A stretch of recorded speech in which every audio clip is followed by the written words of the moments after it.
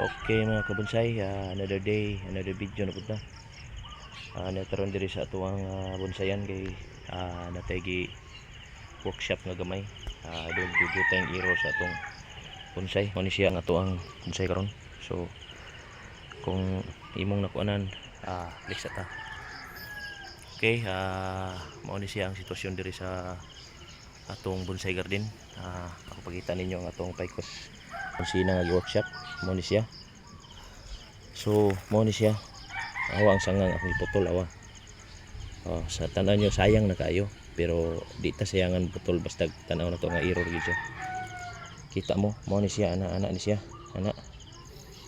So sa nakita ninyo taas kaayo ang iyahang kuan, iyahang wa siya shots din dapita din ini wa siya sanga nya duwa man jud siya mohatag og sanga. So diyan putlon ko na siya para mo shots na siya dire. Bisag asa din himo shots mo na itong dalhon pabalik dito nya mohatag na siya kung mga sanga fight no. Okay na kayo na.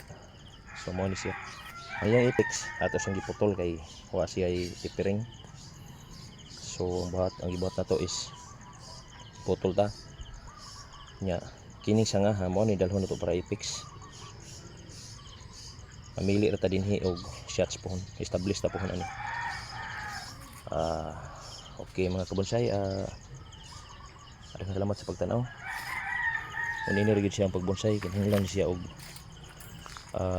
kinahanglan gid siya og mga pasensya kay para makuha nimo ang husto jud nga forma. Okay mga kabonsai, salamat sa pagtanaw.